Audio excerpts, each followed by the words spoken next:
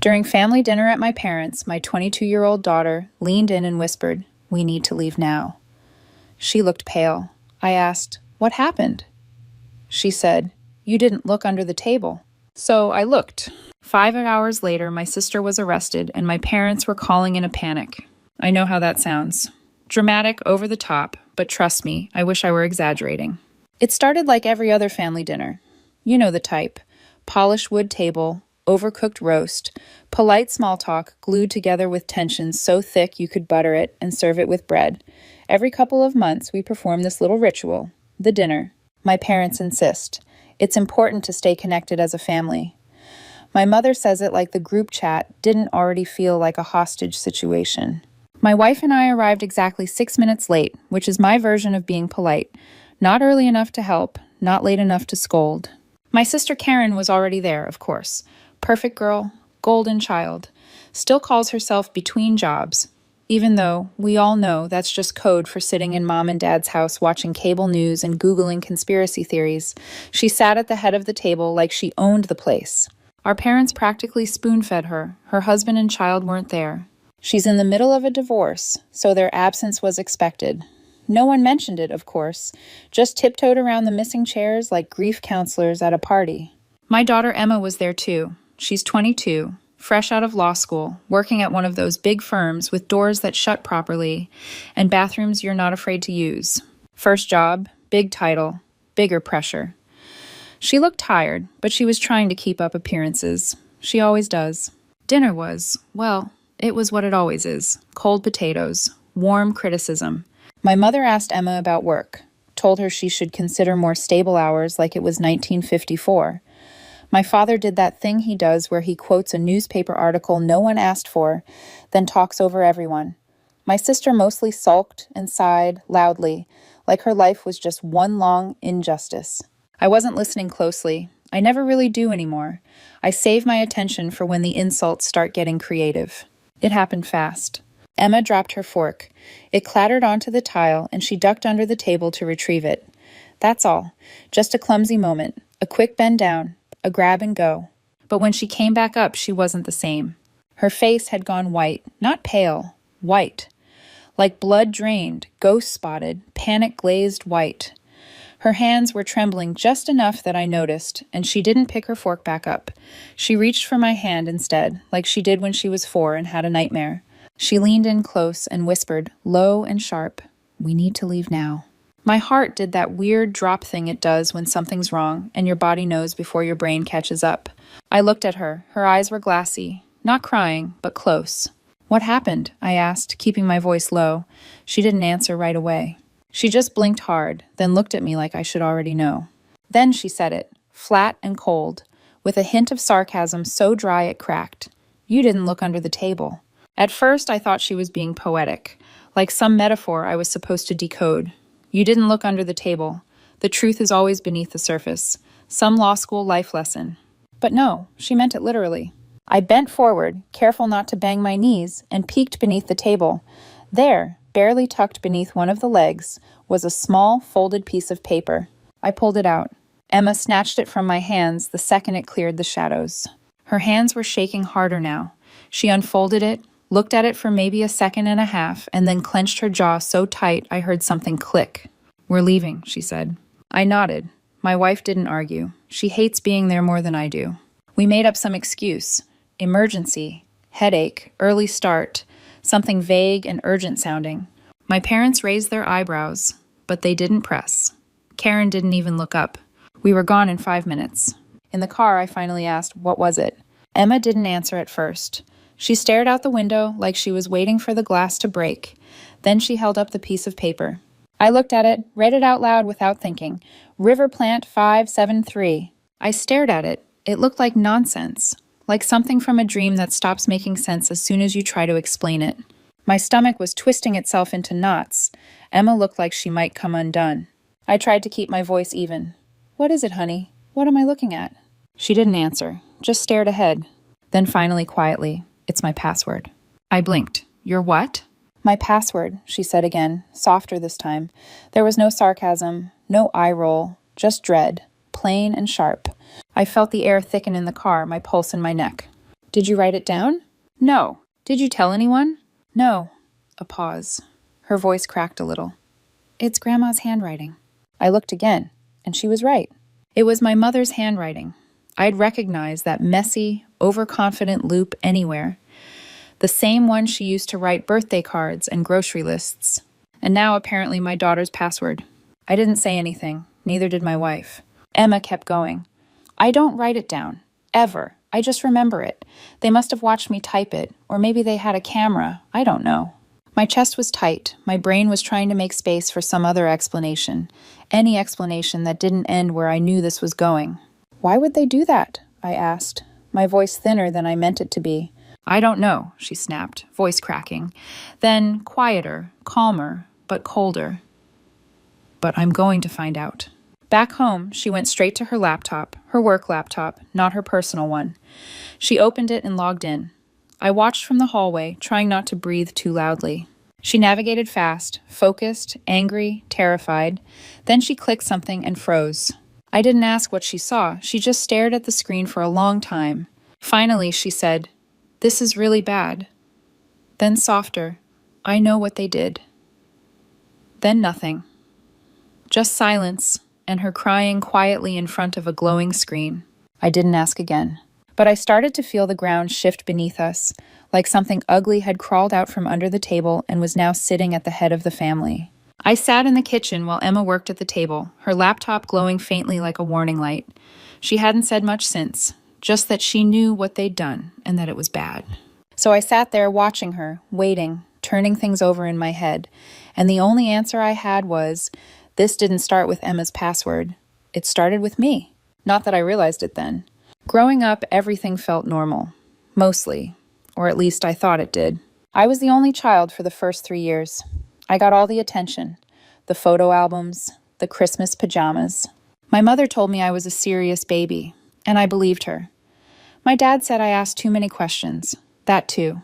And then my sister was born, Karen. She was a loud baby, one of those red-faced, attention-summoning, everyone clap now kinds of babies. The kind who gets carried into every room like she's performing. At first I didn't mind. She was just a baby. Babies need things. That's how it works. But it didn't stop. I remember when she was 2 and I was 5.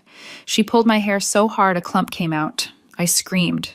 My mother said, "She doesn't know what she's doing. She's just a toddler." When she was 4, she broke my Etch-a-Sketch. I cried. My dad said, "It's just a toy."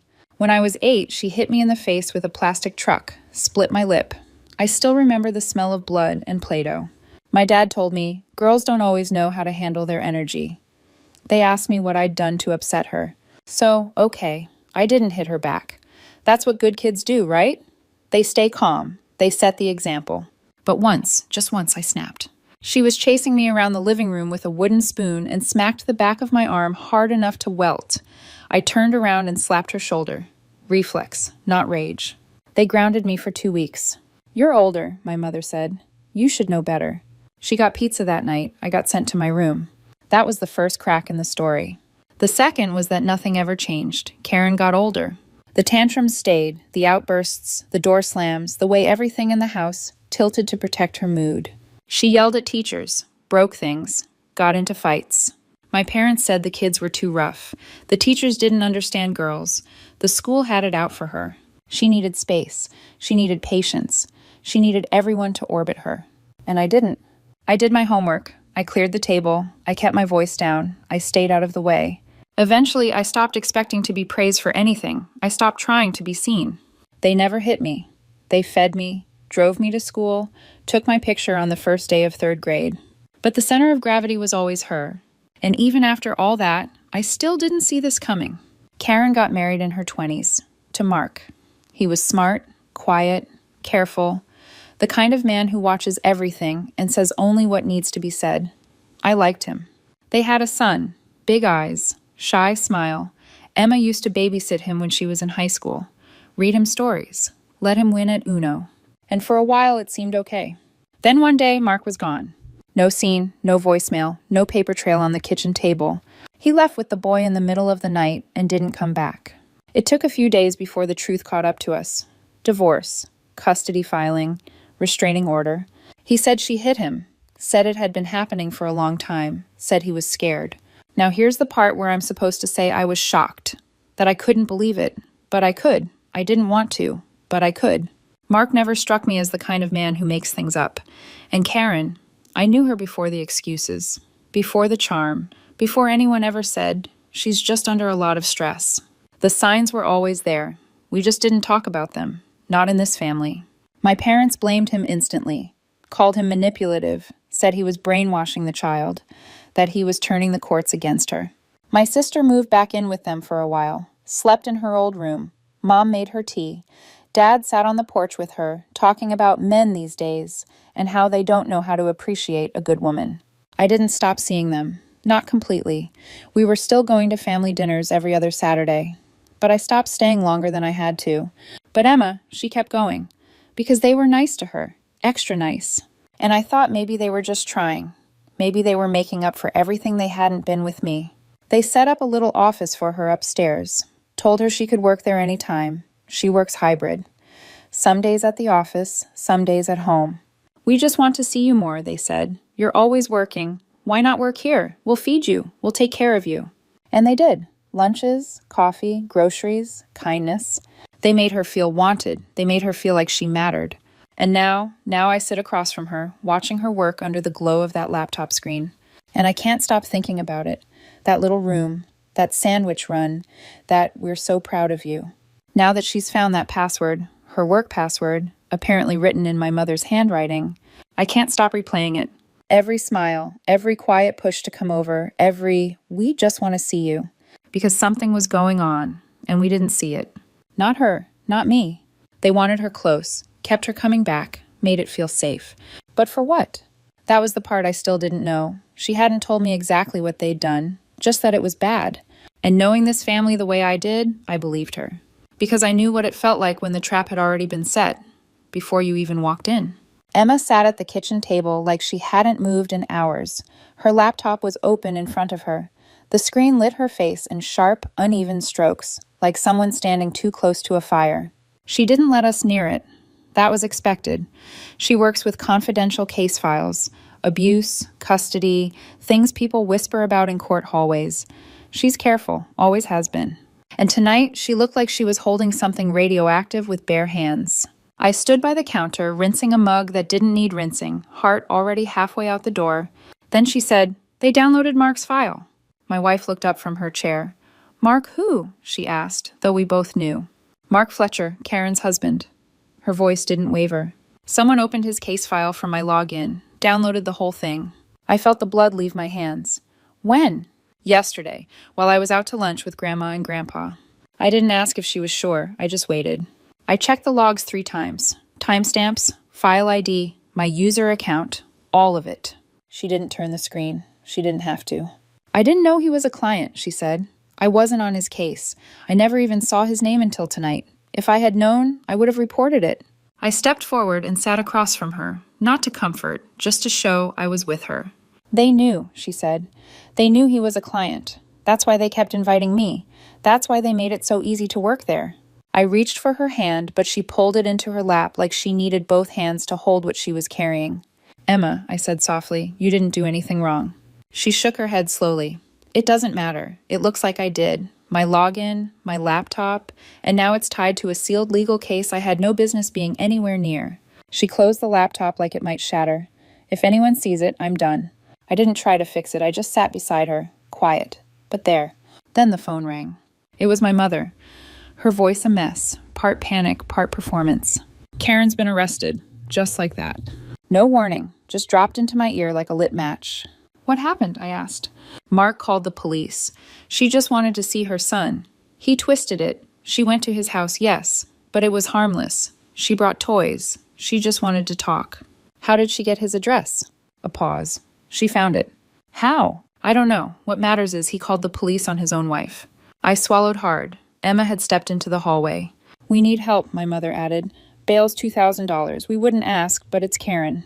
"Of course it is." "Let me call you back," I said. I ended the call before she could finish. Emma leaned against the doorframe. "They used it," she said. "The address from the file?" "You're sure?" "Nobody had his address. Not legally. And the day after someone uses my login to pull his file, she shows up at his door? Come on. We didn't want to do it over the phone, I said. Emma nodded. They'll lie, I added, unless we catch them off guard. So we went the next morning. It was Sunday, before they had time to prepare. Same house, same driveway, same stupid doormat that says family is everything. But not today. My father opened the door like he was expecting brunch. My mother greeted us with a tired smile. We went inside. Emma didn't sit. She stood, tense, solid. You stole my password, she said. You took me out for lunch so Karen could use my laptop while I was gone. I stayed standing too, right beside her. My father crossed his arms. My mother looked offended, like we'd called her lazy. She just needed to see what he was saying, my mother said. Emma's voice stayed level. She used my login. That file was confidential. Everything she did, every document, it's all tracked under my name. So, my father said, you weren't the one who looked. I stepped in. That's not the point. She's the one they'll blame. Emma nodded, eyes fixed forward. Everything we do at my firm is logged. Who accessed what and when. And someone from my account accessed a sealed case file. And now it looks like you did? My mother asked, still unimpressed. Yes, and that can bring me very, very serious trouble. My job, my license, my entire future. It's just a job, my mother said. For Karen, it's her life. Emma stared at them. You said you wanted to see me more. You said you missed me. Silence. You pretended it was about family, but it was about getting into my laptop. Still nothing. My mother finally said, quiet. When you're a parent, you'll understand. I took a step forward. I am a parent. They didn't speak again. In the car afterward, no one said a word. At the stoplight, I finally said, they didn't care what would happen to you. Emma didn't look at me, just stared out the window. They never have. And I kept driving, but not in circles this time. Emma didn't speak the next morning, but she didn't have to. She came downstairs with her laptop and a zippered folder. No makeup, no small talk. Her face had that calm, clipped expression I've only ever seen when she's either taking an exam or preparing to incinerate someone with facts. She made herself toast and didn't eat it. My wife asked if she wanted a ride. Emma shook her head, grabbed her bag, and walked out the door. I watched the car pull away. Then I just stood there, holding her untouched toast. She didn't say, I'm reporting them, but I knew she was. And somehow the silence felt worse than if she'd screamed. Emma came home earlier than I expected. She looked like she'd aged a year and half a day. I'm on mandatory leave, she said before I could even ask. She hung up her coat, kicked off her shoes, and went straight to the sink for water. Her movements were slow, deliberate, like she was rationing her energy. They've opened a formal investigation, she said. I gave them everything. Logs, timeline, receipts, location data. She didn't sit right away, just stood there with her glass in both hands, staring at the wall like it might answer back. They'll be reaching out to Grandma and Grandpa next. I nodded. I didn't trust myself to say anything yet. She finally sat down at the kitchen table, her laptop still in her bag. She didn't open it. She didn't look scared, just tired, like someone halfway through a disaster who knows there's no turning back. I wanted to ask more, what they'd said, what they might do, but I didn't, and she didn't offer. Later that night, Emma came into the living room with her laptop under one arm and her phone in her hand. She looked at me like she was deciding whether I was ready. They're blaming me, she said. The firm spoke to them today. I didn't even have to ask who they were. They said I accessed the file myself, that I didn't report the conflict on purpose, that I was trying to help my aunt. She let out a laugh that wasn't a laugh. They're not just denying it, they're rewriting it. Did you tell the firm what really happened? She nodded. And they're not stupid, but they can't assume, not without proof. I hesitated. Do you have proof? She raised an eyebrow. I do. And then finally, she opened the laptop, sat down on the floor, crossed her legs like she used to when she was 12 and doing math homework. Except now, she was getting ready to drop a bomb on 2 people who had raised me. I didn't tell them yet about this. She tapped her phone, queued up a voice recording. I didn't know if I'd need it, she said, but I do. Emma opened her phone, found the file, hit play. A soft click, then her voice, calm, edged. You stole my password. You took me out to lunch so Karen could use my laptop. A beat of silence. Then my mother. She just needed to see what he was saying. My father, flat. So you weren't the one who looked. Then my mother again, sharper. It's just a job. For Karen, it's her life. Emma hit pause. That should be enough. She opened an email draft, attached the file, typed nothing in the body. just dragged it in like she was dropping off evidence at a courthouse. She hit send. Then she closed the laptop and sat still for a long time. Karen didn't stay in jail. We didn't think she would. They let her out on bail the next day, just in time for lunch. She went home, naturally, to their house. The hero returns. I imagine they made her lasagna. Mark filed for emergency full custody the same afternoon.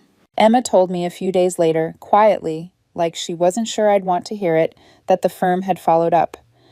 They verified everything, she said. The log, the IP, the timestamp, it's airtight. She was still on leave, but she didn't look lost anymore. Just steady, worn down, but standing. She sat beside me on the couch that evening, arms folded, eyes on nothing in particular. I keep thinking I shouldn't have done it, she said. Reported them? She nodded. It feels like I ripped the family in half. You didn't, I said. They did. They're old, she said. They didn't understand. Maybe, I said, but maybe they did. She looked down. I keep wondering if it was the right thing. It was, I said. I should have done it for you a long time ago. And for the first time in years, I felt like I had actually done something right. The consequences came quickly. Karen lost everything in court. Mark was granted full custody and a permanent no-contact order. She wasn't even allowed supervised visitation. The judge flagged her file in the system. High risk, restricted, zero tolerance. If she so much as sent a postcard, she'd be in violation. She's still living at my parents' house, sleeping late, blaming the system, bitter and loud and directionless. They got her back. The grandparents didn't fare much better. Mark's lawyers filed a restraining order against them too. Civil, but permanent. No visits, no custody, no birthday cards, nothing. Their role in the breach was added to the court record. They're flagged as hostile third parties. If they ever tried to petition the court for access again, they'd be shut down before the paperwork even left the printer. People found out. Not through gossip, just quiet clarity. A cousin who suddenly stopped coming to Sunday lunch. An old friend who returned the Christmas card unopened. The damage wasn't loud, but it stuck. Emma's firm reinstated her after the internal review. Official letter. Clean record. Full support. She didn't tell anyone outside of work. She didn't want to celebrate. She just took her job back and got on with it. But the distance is there now, between her and everyone who looked the other way. And I can't blame her. They haven't called me since. I blocked their numbers after the court date. Wrote a short message before I did. Don't contact Emma again. You lost the right. Then I deleted it, unsent. They didn't deserve even that much. I stood in the kitchen and watched Emma work on her laptop from the other side of the room. Same spot where this started. Same girl, only now I saw her clearly. And maybe that's what finally changed. I didn't feel sad. I didn't feel guilty. I felt done. They got what they wanted. They got her. But they don't get to have her. Not anymore. Sometimes I still wonder if we did the right thing, or if we went too far, or not nearly far enough. If you have thoughts, leave a comment. And if you want more stories like this, hit subscribe.